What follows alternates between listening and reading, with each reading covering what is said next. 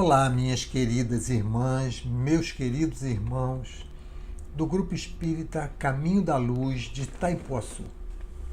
Eu sou o Alberto Leitão Rosa, colaborador do Centro Espírita Irmã Rosa, que fica aqui em Icaraí, Niterói, e é com alegria e gratidão que aqui nos encontramos, iniciando um novo ano, juntos para refletirmos um pouco mais acerca do Evangelho de Jesus à luz da doutrina dos Espíritos.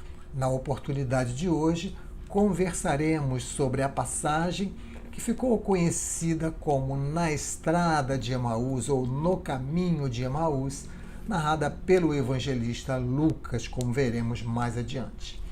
Mas antes de iniciarmos propriamente as nossas reflexões, vamos fazer a leitura de uma página e a nossa prece inicial. Escolhemos como página para o dia de hoje a lição número 95 do livro Caminho, Verdade e Vida, de autoria do Espírito Emmanuel, recebida através da mediunidade abençoada de Francisco Cândido Xavier. Esta lição se intitula O Amigo Oculto. E assim se expressa Emmanuel, já introduzindo o nosso estudo de hoje. Os discípulos, a caminho de Emaús, comentavam amargurados os acontecimentos terríveis do Calvário. Permaneciam sob a tormenta da angústia. A dúvida penetrava-lhes a alma, levando-os ao abatimento, à negação. Um homem desconhecido, porém, alcançou-os na estrada. Oferecia o aspecto de mísero peregrino. Sem identificar-se, esclareceu as verdades da Escritura, exaltou a cruz e o sofrimento. Ambos os companheiros, que se haviam emaranhado no cipoal de contradições ingratas, experimentaram agradável bem-estar ouvindo a argumentação confortadora.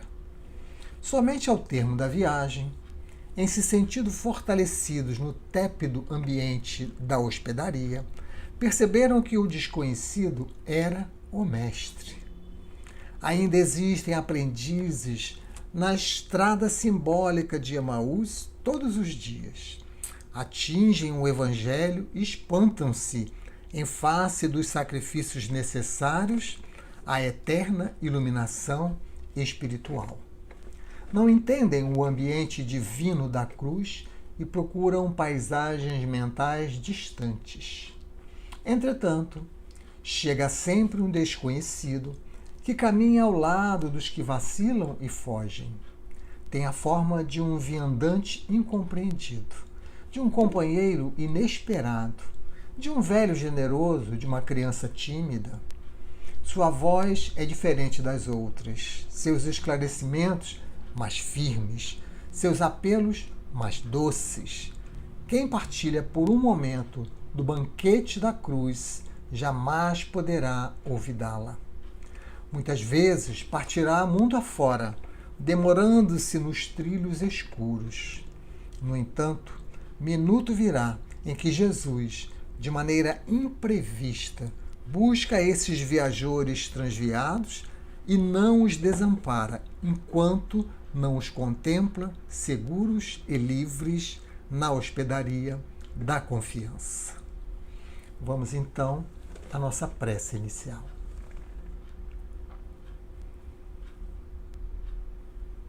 Senhor e Mestre Jesus, queridos amigos espirituais que aqui nos reúnem, que aqui nos inspiram, que aqui nos fortalecem.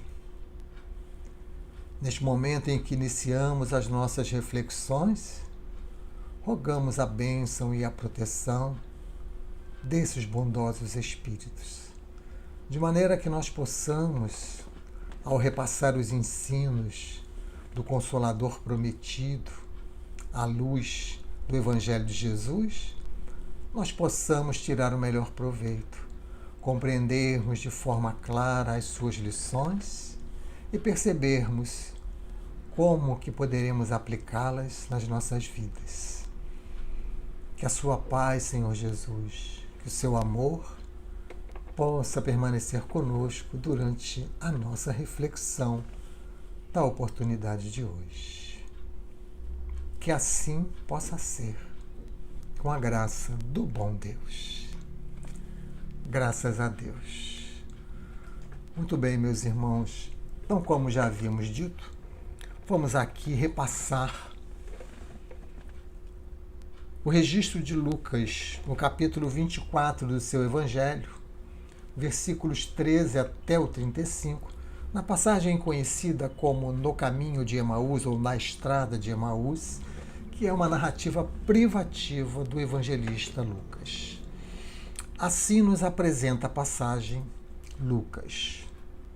Eis que 2 discípulos de Jesus, logo após a crucificação, viajavam para um povoado chamado Emaús, a 60 estádios de Jerusalém, e conversavam sobre todos os acontecimentos da crucificação. Ora, enquanto conversavam e discutiam entre si, o próprio Jesus aproximou-se e pôs-se a caminhar com eles. Seus olhos, porém, estavam impedidos de reconhecê-lo. E ele, Jesus, lhes disse: Que palavras são essas que trocais enquanto ides caminhando? E eles pararam, com o rosto sombrio. Um deles, chamado Cleofas, lhe perguntou: Tu és o único forasteiro em Jerusalém que ignora os fatos que nela aconteceram nestes dias? Jesus retrucou: Quais? E eles responderam: O que aconteceu a Jesus, o Nazareno, que foi um profeta poderoso em obra e em palavra diante de Deus e diante de todo o povo. Os principais sacerdotes e as nossas autoridades o entregaram para ser condenado à morte e o crucificaram. Nós esperávamos que fosse ele quem iria redimir Israel. Mas, com tudo isso, faz 3 dias que todas estas coisas aconteceram. É verdade que algumas mulheres que são dos nossos nos assustaram. Tendo ido muito cedo ao túmulo e não tendo encontrado o corpo, voltaram dizendo que tinham tido uma visão de anjos a declararem que ele estava vivo. Alguns dos nossos foram ao túmulo e encontraram as coisas tais como as mulheres haviam dito, mas não ouviram. Ele então, Jesus, lhes disse: Insensatos e lentos de coração para crer em tudo que os profetas anunciaram. Não era preciso que o Cristo sofresse tudo isso e entrasse em sua glória? E começando por Moisés e passando por todos os profetas, interpretou-lhes em todas as Escrituras o que a ele dizia respeito. Aproximando-se do povoado para onde ia, Emaús, Jesus simulou que ia mais adiante. Eles, porém, insistiram, dizendo: Permanece conosco, pois cai a tarde e o dia já declina. Entrou então para ficar com eles na hospedaria. E, uma vez à mesa com eles, tomou o pão, abençoou-o, partiu-o e distribuiu a eles. Então seus olhos se abriram e o reconheceram. Ele, porém, ficou invisível diante deles. E disseram um ao outro: Não ardia o nosso coração quando ele nos falava pelo caminho, quando nos explicava as Escrituras? Naquela mesma hora, levantaram-se e voltaram para Jerusalém. Acharam aí reunidos os 11 e seus companheiros, que disseram: É verdade, o Senhor ressuscitou e apareceu a Simão. E eles narraram os acontecimentos do caminho e como o haviam reconhecido na fração do pão. Esta é a narrativa que escolhemos para as nossas reflexões do dia de hoje, iniciando um novo ano nas nossas vidas. Porque vamos analisar a essência dessa passagem para podermos perceber que nós podemos, de forma simbólica, trazermos a passagem para os nossos dias, percebendo no nosso projeto de ano novo ensinos que podemos tirar desta passagem, aplicações práticas para as nossas vidas. Então vamos assim analisar a passagem conhecida como Na Estrada de Emaús ou No Caminho de Emaús.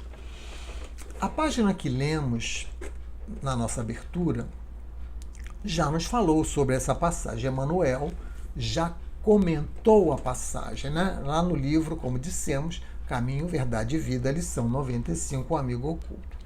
Então, só para repassarmos alguns pontos que Emmanuel destacou, aqueles dois discípulos, né, Cleófas e o outro, que não se sabia o nome, eles estavam amargurados, eles estavam angustiados, eles estavam na dúvida, eles estavam abatidos. Por quê? Por conta dos acontecimentos do Calvário. Jesus havia acabado de ser crucificado. E eles iam pelo caminho reclamando um com o outro, se vitimizando, né? Enfim, falando daquele momento como um momento muito doloroso, entristecidos. E apareceu então um desconhecido, acompanhando eles. E esse desconhecido, com base nas próprias escrituras que eles conheciam, foi lhes fazendo um esclarecimento. Em verdade, foi fazendo um atendimento fraterno com aqueles dois homens, né? E eles foram experimentando um agradável bem-estar diante daquela argumentação confortadora. Somente na hospedaria, quando Jesus vai partir o pão, ele se identifica, porque ele tinha um modo particular de partir o pão. E os dois discípulos reconhecem então Jesus, veem a sua fisionomia, mas no instante seguinte ele desaparece. E aqueles aprendizes da estrada de Emaús, Emmanuel então projeta para os nossos dias, porque nós também somos os aprendizes do Cristo que temos a nossa estrada de Emaús. Emmanuel vai dizer que essa estrada de Emaús são as nossas dores, as nossas aflições, aquilo que está nos preocupando, que está nos fazendo nos rebelar, que está nos fazendo reclamar, que está nos fazendo nos vitimizar. São as nossas provas e expiações, são as nossas aflições, são as nossas dores. E Emmanuel lembra que chega sempre um desconhecido, que tem uma voz diferente, que tem um esclarecimento mais firme e que nós não reconhecemos, que aquele desconhecido é o representante do Cristo que vem também nos confortar. Então Emmanuel conclui o seu texto dizendo que Jesus, de maneira imprevista, busca os viajores transviados, nós somos os viajores transviados, e não os desampara enquanto não os contempla, seguros e livres na hospedaria da confiança. É esta passagem que nós vamos aprofundar a nossa conversa, entender esta essência, né? Principalmente projetando a nossa vida para a passagem, né? Para a nossa estrada de Emaús. Como falamos, nós, diante das dores, diante das aflições, que são próprias de um espírito de terceira ordem, num mundo de provas e expiações, nós fazemos como aqueles discípulos, nós nos abatemos, nós nos angustiamos, nós nos rebelamos, nos vitimizamos. E sempre Jesus há de aparecer entre nós, mas nós não vamos reconhecê-lo. E ele também, através de um bom livro, através de uma boa exposição doutrinária, através de um atendimento fraterno, através de uma conversa com algum amigo, com algum parente, com alguém que encontramos, nós teremos também o nosso conforto. Essa é a tônica da passagem, né? E mais, aquele gentil viajante, aquele peregrino, ele trouxe explicações lógicas à luz dos textos sagrados. Ou seja, aqueles que também nos trarão esclarecimento será à luz de textos que muitas vezes nós já conhecemos, mas que na hora da provação nós não aplicamos nas nossas vidas. Conhecemos em teoria, mas na hora da prática nós vacilamos, a nossa fé ainda vacila, né? E somente ao término da jornada, os discípulos, agora mais calmos, confortados, confiantes, recuperaram um bom ânimo e reconheceram Jesus. E assim também poderá acontecer conosco. Passamos a encarnação inteira sendo confortados e não percebendo que aquele conforto vinha do Mestre. E somente quando voltamos ao mundo espiritual é que nós vamos, ao término da nossa jornada, perceber que Jesus sempre esteve ao nosso lado de N formas diferentes, né? Então, meus amigos, a estrada de Emaús simboliza para nós a falta de fé diante das provas, as dores nos momentos das dores mais acerbas, né? A dúvida que nós somos tomados, né? E não utilizamos aquilo que temos aprendido, aquilo que temos estudado no Evangelho de Jesus e na doutrina espírita. Então, o nosso íntimo se toma de uma descrença, a nossa fé fica vacilante, né? Nós variamos entre a crença e a descrença. Quando estamos bem, sem nada nos atormentando, nós cremos. Mas quando a dor bate na nossa porta, nós descremos. Essa é a nossa estrada de Emaús, que é um caminho para a nossa evolução espiritual. Este é o caminho para a nossa evolução espiritual. E que nós precisamos, sem sombra de dúvidas, entender o significado da dor, o significado do sacrifício nas nossas vidas, o significado das provas, o significado das expiações.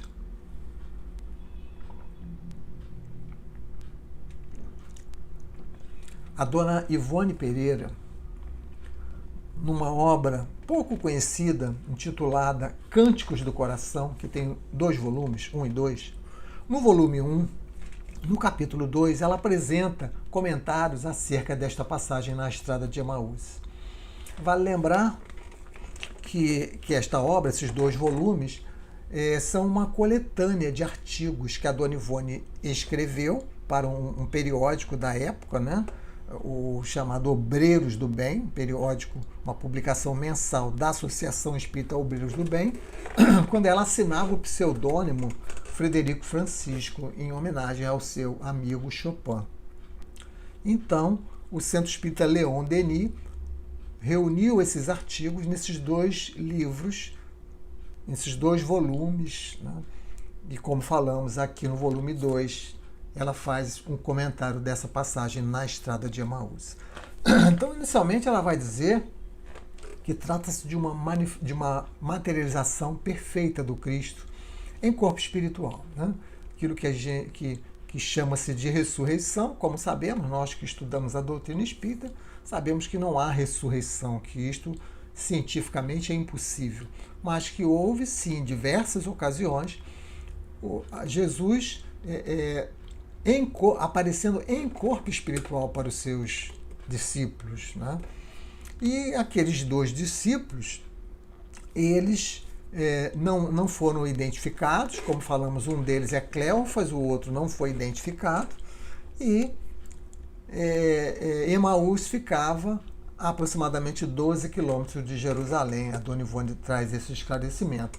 Ela também comenta que nos versículos seguintes, quer dizer, essa passagem é capítulo 24 de Lucas, 13 a 35, que do 36 em diante, Lucas continua falando que quando aqueles 2 discípulos voltam para Jerusalém, reencontram os 11, Jesus aparece novamente, Jesus deseja a paz seja convosco, Jesus se alimenta com eles, né, come na presença deles, tudo isso para quê? Para mostrar para aqueles apóstolos, para aqueles discípulos, que ele vivia, que a morte não existia. Eles dar assim esta convicção, né?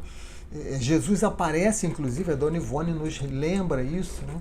Com as chagas das mãos, com a chaga dos pés. Naquela primeira oportunidade, Tomé não estava presente, mas 8 dias depois ele aparece novamente e agora Tomé estava presente e ele toca as chagas e para poder ter a certeza de que aquele era realmente o Cristo. Ora, Jesus faz isso, a dona Ivone nos lembra, sem nenhum complexo mental, porque normalmente nós, pelo nosso complexo mental, levamos para o corpo espiritual as chagas, né, as dificuldades que carregamos no corpo físico. Mas não foi o caso de Jesus, porque ele é um espírito puro, um espírito de primeira ordem. Então ele, por ato da sua vontade, ele fez com que ali aparecessem as chagas. Para quê? Para produzir uma convicção ardente naquelas pessoas que estavam ali, que seriam os seguidores da sua boa nova, que seriam aqueles que levariam a boa nova. Então, ele precisava que aquelas pessoas tivessem uma convicção plena de que ele continuava vivo, que ele continuava entre eles. Só que agora não mais com o corpo físico, né? E a Dona Ivone projeta esse ensino para nós espíritas, né? Porque nós também temos diversas demonstrações da continuidade da vida. Nós temos diversas demonstrações sobre a atuação dos amigos espirituais, nas diversas curas, nas aparições, nas materializações, nos diálogos com os espíritos. Enfim, nós, através do Consolador Prometido, conhecemos também a verdade evangélica e deveria também essa verdade nos revigorar a nossa convicção, de maneira que dessemos continuidade à difusão da Boa Nova. Este é o que a Dona Ivone nos alerta, né?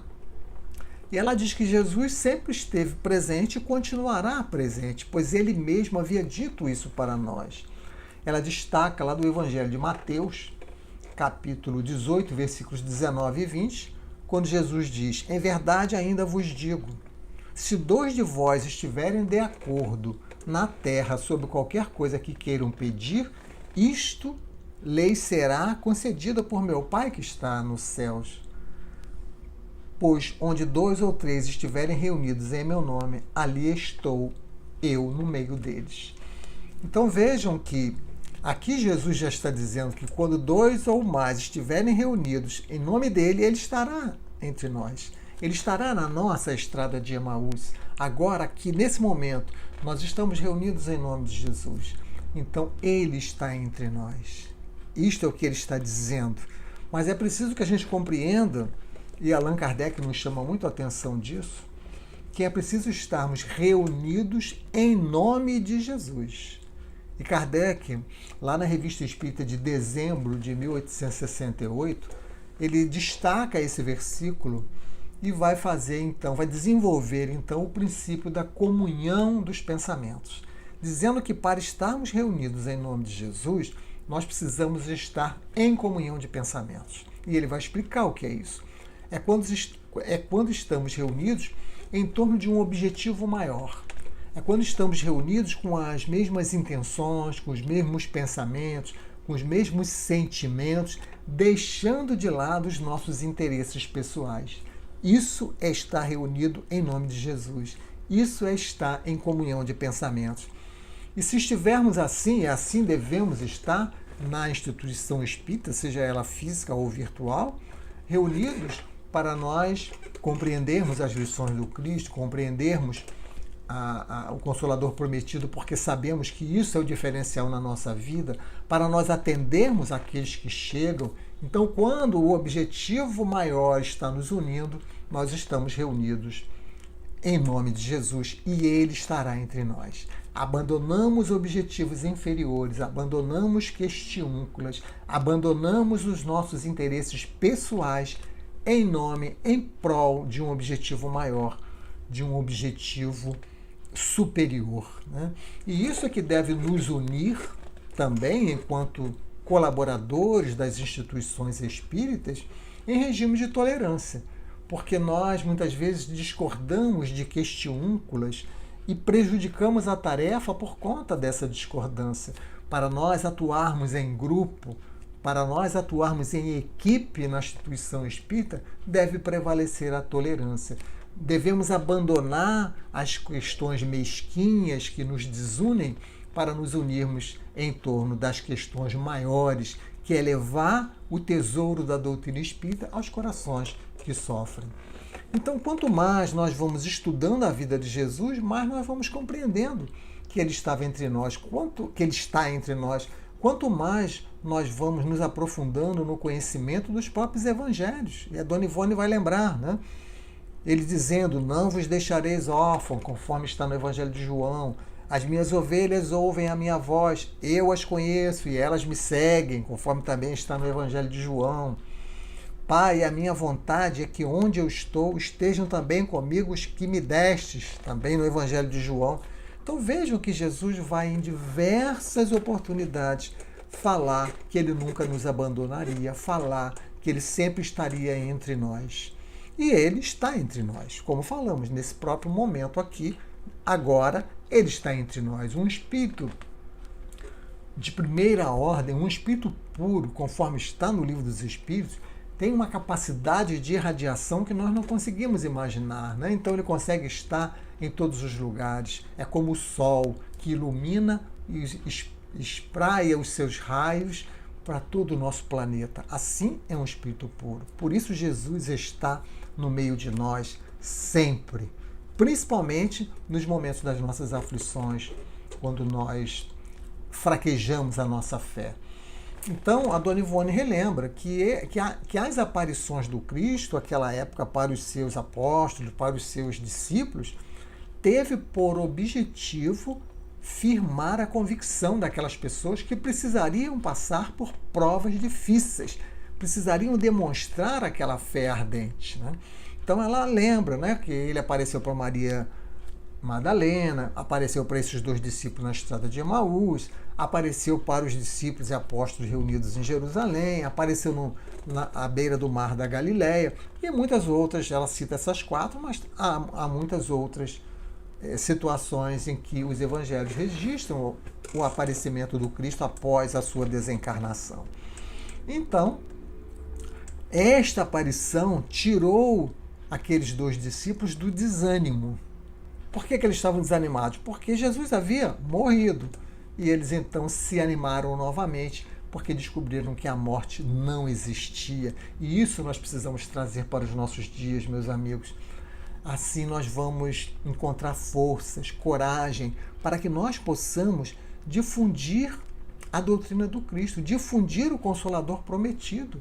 Não que a gente vá fazer exposições para milhares de pessoas, não, mas é na nossa vida, no nosso dia a dia, nas nossas relações, na família, na sociedade, em qualquer lugar.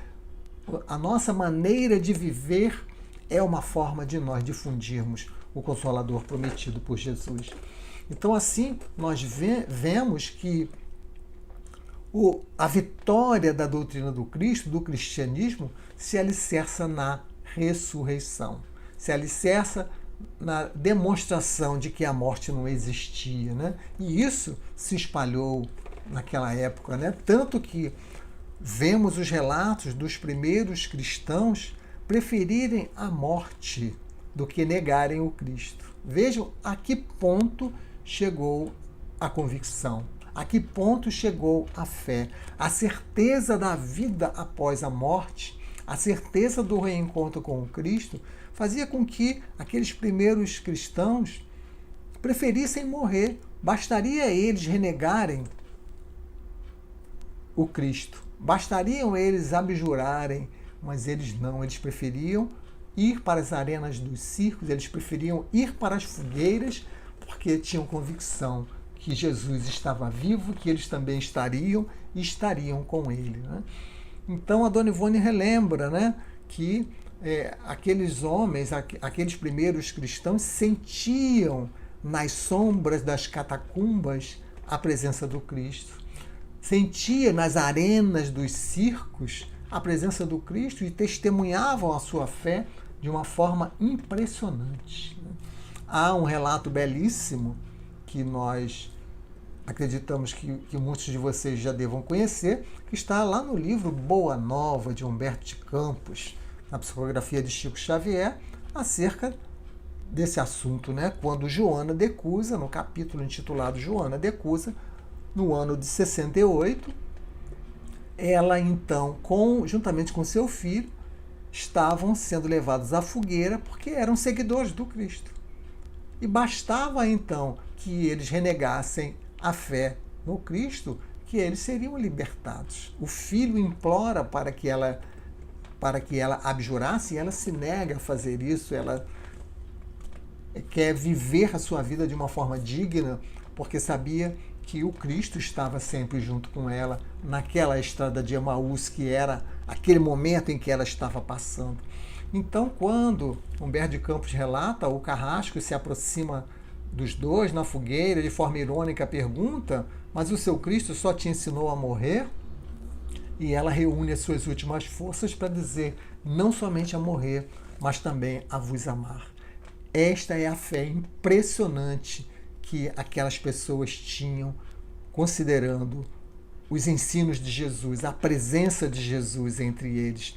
E Humberto de Campos termina o seu capítulo dizendo que no momento final, quando as labaredas já tomavam seus corpos, Joana sente uma mão carinhosa tocá-la e Jesus lhe diz: Joana, eu estou aqui. Então, ele está aqui sempre, nas nossas estradas de Emaús, como esteve naquele momento junto a Joana de Cusa. Então, a presença do Mestre, se nós tivermos sensibilidade, nós vamos senti-la. Quantas vezes nós chegamos na casa espírita e sentimos aquele ambiente tão confortador? Quantas vezes nós nos emocionamos? Porque ali estamos na companhia de Jesus, na companhia dos emissários de Jesus. Quantas vezes nós sentimos a presença de Jesus através dos nossos sentimentos quando socorremos alguém, seja encarnado ou seja desencarnado, quando nós conseguimos vencer uma tentação que antes nos dominava, e assim nós vamos nos emocionando porque Jesus está nos ajudando naquela que é a nossa estrada de Emaús. Ou quando perdoamos alguém que nos ofende, não mais reagimos, mudamos o nosso proceder. Ou quando ouvimos uma palavra de um amigo espiritual que vem nos trazer uma orientação, vem nos trazer um conselho, quando nós nos sintonizamos com o nosso guia espiritual e ele nos aconselha nas escolhas que precisamos fazer nas nossas vidas. Isto é sentir a presença do Cristo quando nós estamos orando e sentimos os eflúvios que são derramados sobre nós do alto. Isto é sentir a presença do Cristo quando nós renunciamos à nossa escravidão material em detrimento de seguirmos o Cristo, de valorizarmos as questões espirituais. Se tivermos a sensibilidade, nós vamos assim, sentindo a presença do Cristo, né? E a Dona Ivone, ainda no seu texto, ela vai trazer outras comprovações de que Jesus está entre nós. Ela agora cita Mateus, e lá em Mateus, capítulo 28, versículo 20, está registrado: eis que estarei convosco até a consumação dos séculos. Então, Jesus nos falou diversas vezes, em diversos lugares diferentes, que ele sempre estaria conosco, que sempre teríamos a presença dele entre nós, como temos no dia de hoje, né? Então, a Dona Ivone vai concluir o seu texto dizendo que o verdadeiro discípulo do Cristo, ele começa a ter uma identificação com o Cristo. E ele começa a sentir o Cristo em si mesmo. Olha que coisa interessante. E ela lembra dos exemplos de Francisco de Assis, do exemplo de Paulo de Tarso. Paulo, inclusive, ela encerra o texto lembrando isso, vem na sua carta aos Gálatas, no capítulo 2, versículo 20, dizer: já não sou eu quem vive, mas Cristo que vive em mim. Então vejam que o Cristo viver em nós, poderíamos dizer que isto é o nosso Natal, isto é o nascimento de Jesus entre nós. O nascimento de Jesus nos nossos corações, nos nossos íntimos, né? Quando nós sentimos isso que Paulo está sentindo, isto é para que nós possamos ter um ano novo feliz, com novas perspectivas, com um novo planejamento de vida. Ano novo é sempre a oportunidade de replanejarmos as nossas atitudes. E quando temos o Cristo vivendo dentro de nós, isto vai ser feito de uma forma muito mais eficaz e eficiente, né? O calendário dos homens nos dá essa oportunidade de renovarmos o nosso plano de vida, né? É certo que ainda nessa época, prevalece a festa, a comida, a bebida, né, e etc.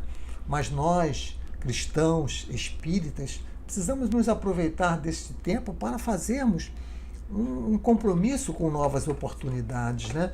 Para nós deixarmos de olhar para o mundo exterior, né, que quer gozar a vida, que quer se embebedar e etc. e tal nessa época do ano, para nós então olharmos para o nosso íntimo e desta forma planejarmos um projeto de vida com uma visão interior, um projeto pessoal, para nós entendermos verdadeiramente o que nós precisamos fazer, a nossa mudança de postura na vida, né? Temos a oportunidade de agora renovarmos esse ano que está começando com novas perspectivas, com compromissos que nós assumimos conosco mesmo, para irmos agindo, pensando, falando em consonância com as leis de Deus, porque isso é que nos faz sermos felizes. O homem só é infeliz, como dizem os Espíritos, na questão 614 do Livro dos Espíritos, quando se afasta das leis de Deus.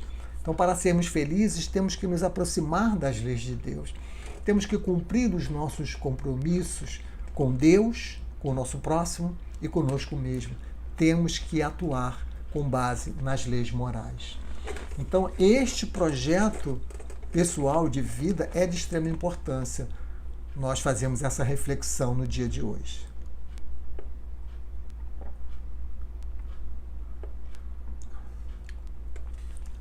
Acerca desse assunto, Allan Kardec registra no livro A Gênese, capítulo 17, item 30, um pequeno trecho que trouxemos, onde ele diz assim: que diria o Cristo se viesse hoje entre nós? Se visse os que se dizem seus representantes a ambicionar as honras, as riquezas, o poder e o fausto dos príncipes do mundo, o luxo dos príncipes do mundo. Ao passo que ele, mais rei do que todos os reis da terra, fez a sua entrada em Jerusalém montado num jumento. Isto é para nós olharmos para dentro de nós, meus amigos, nós que estamos atuando dentro do movimento espírita, nós que estamos aqui representando o Consolador prometido, representando o próprio Cristo quando estamos atendendo a um coração aflito, atendendo a um coração faminto, quando nós ambicionamos honras, quando nós ambicionamos riquezas, poder e luxo, nós estamos decepcionando o Cristo. Nós estamos saindo do projeto de vida que deveríamos ter. Então isso nós precisamos cuidar dentro do nosso movimento espírita, para que o Consolador prometido atinja os seus objetivos, né? Então, essa encarnação que estamos agora é a nossa estrada de Emaús. E nós precisamos aproveitar este momento, não importa onde estamos. Nós saímos de Jerusalém, que é simbolicamente o que representa a fé, o que representa a pacificação íntima, o que representa a coragem. Diante das nossas dores, nós abrimos mão desse terreno e fomos em busca de Emaús, e só lá nós vamos nos dar conta que precisamos voltar para cá. Então esta é a nossa encarnação, porque nós nos entristecemos com as nossas provas e expiações, porque nós não as compreendemos. Nós não percebemos que, como disse Emmanuel na sua página inicial, nós temos um amigo oculto que está nos acompanhando. É o Cristo, através do Consolador prometido, através de N formas, ele se apresenta para nos fazer entender o papel da dor nas nossas vidas, para nos fazer entender como podemos minorar os nossos sofrimentos, para nos fazer sermos melhores nas nossas relações com os nossos afetos, com os nossos desafetos, para compreendermos de uma vez por todas, meus amigos, que nós somos os nossos próprios salvadores, para nós despertarmos dessa ilusão de que alguém vai fazer alguma coisa por nós. Faz sim, os bons espíritos, sob o comando do Cristo, eles fazem o que? Eles nos inspiram, eles nos dão coragem, eles nos dão força para que nós façamos o que temos que fazer. Este é um projeto pessoal, é um projeto de autonomia, é um projeto que ninguém poderá fazer por nós, porque nós temos dentro de nós as potências para isso. Vós sois a luz do mundo, vós sois o sal da terra, o reino de Deus está dentro de vós. É o Cristo nos falando das nossas potências, das potências da alma, meus amigos. É o Cristo nos falando para nós, de uma forma definitiva, não buscarmos mais o reino de Deus no exterior, como aqueles 2 discípulos na estrada de Emaús, porque eles disseram: achamos que o Cristo viria redimir Israel pensando nas questões materiais. E nada disso tem valor. Isto é buscar o reino fora de nós. Isto é buscar o reino na visão exterior, na matéria. Por isso ficamos apreensivos, por isso ficamos em dúvidas. O reino material ainda é esperado. E nós precisamos, de uma vez por todas, nos afastar deste reino material para buscarmos o reino espiritual, e isso está dentro de nós. Esse é o projeto de salvação, meus amigos. Esse é o projeto de progresso. Isso é o que nos faz estarmos aqui reunidos. E nós, a exemplo de Simão Pedro, vivemos a negar o Cristo. Simão negou 3 vezes, nós negamos muito mais. Porque todas as vezes que nós pensamos, que nós agimos, que nós falamos em desacordo com tudo aquilo que já sabemos da doutrina espírita do Evangelho de Jesus, nós estamos negando o Cristo.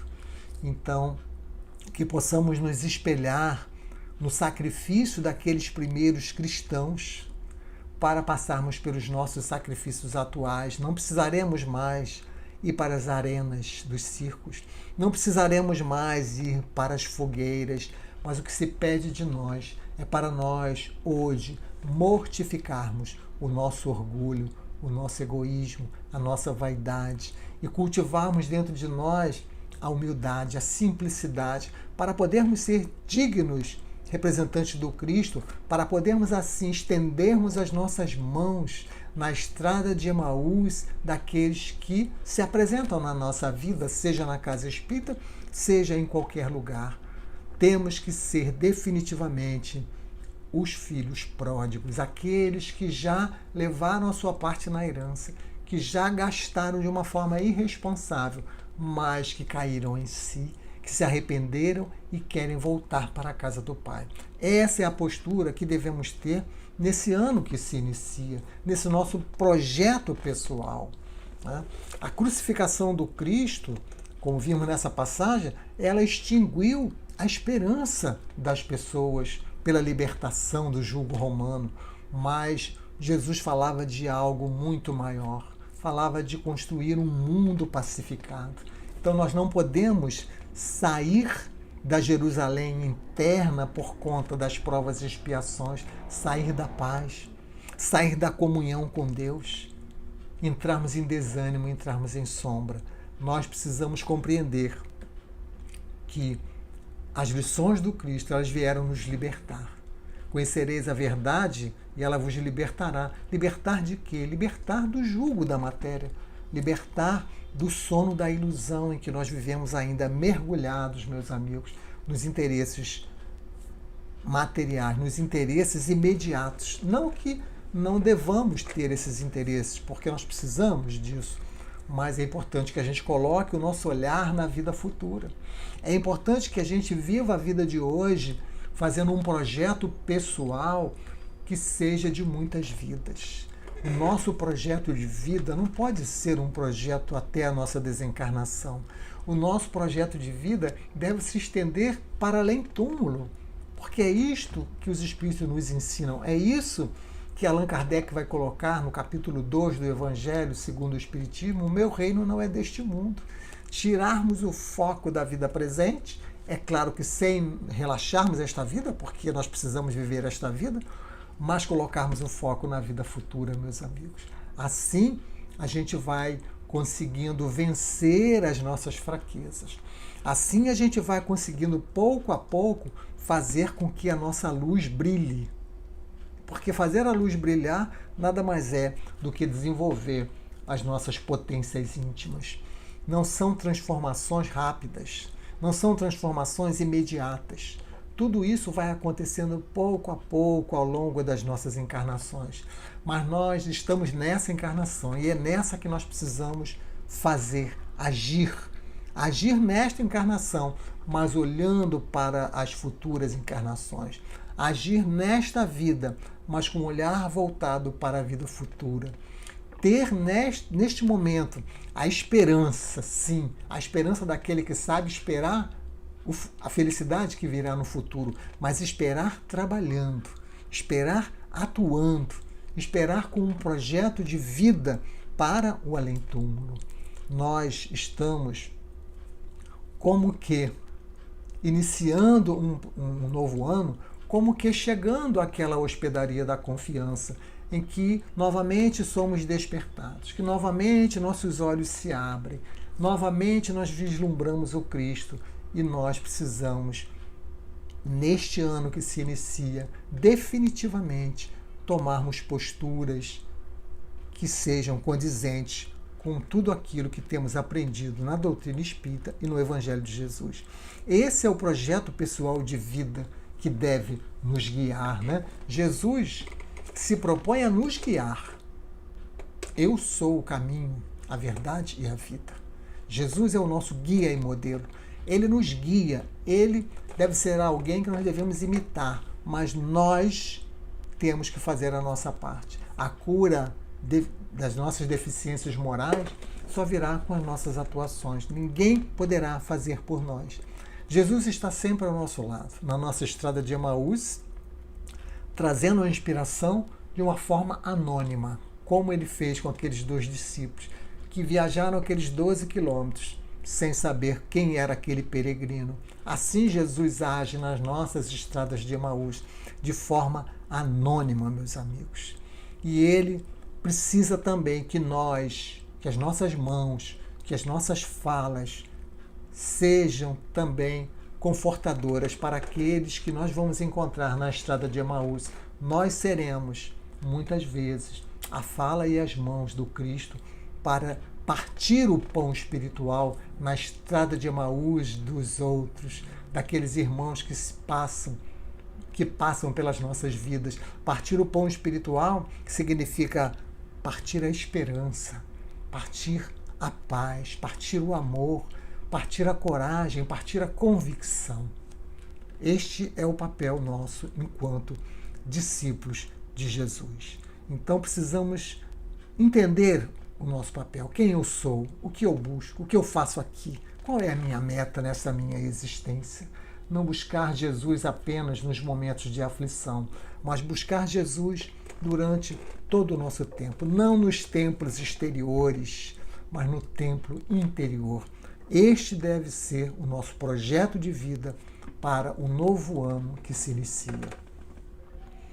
E para nós concluirmos as nossas reflexões, vamos trazer aqui um parágrafo de uma bela dissertação do Espírito São Luís, que está anotada na Revista Espírita de abril de 1863. Anotem aí para que depois vocês possam ler a dissertação completa. Revista Espírita, abril de 1863, dissertação do Espírito São Luís, intitulada Festa de Natal. E assim se expressa São Luís neste parágrafo. Esta é a noite em que, no mundo cristão, se festeja a natividade do menino Jesus. Mas vós, meus irmãos, deveis também vos alegrar e festejar o nascimento da nova doutrina espírita. Vê-la-eis crescer como esta criança.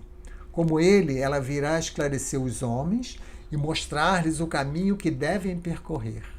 Logo vereis os reis, como os magos, virem também a esta doutrina pedir o socorro que já não encontram nas ideias antigas.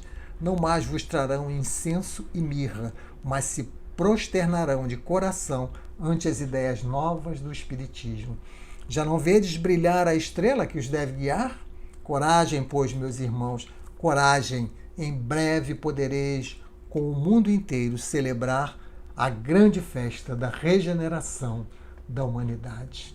E assim, encerrando as nossas reflexões, precisamos também ter esta coragem, precisamos ver neste Consolador prometido as lições do Cristo, ver neste nascimento da doutrina espírita a possibilidade de modificar as nossas existências e nos prepararmos assim para um mundo novo, para um mundo regenerado que se aproxima de nós.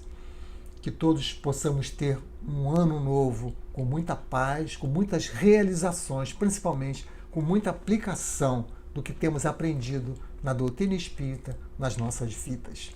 Que Jesus nos abençoe. Muito obrigado pela atenção de todos. E vamos agora fazer uma prece para concluirmos as reflexões do dia de hoje.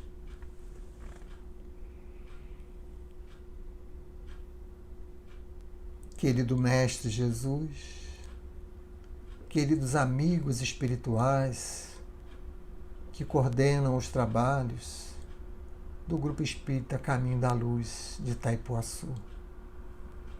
Ao chegarmos ao final das nossas reflexões, envolvidos pelas vibrações amorosas dos bons espíritos do Mestre Jesus, só temos a agradecer.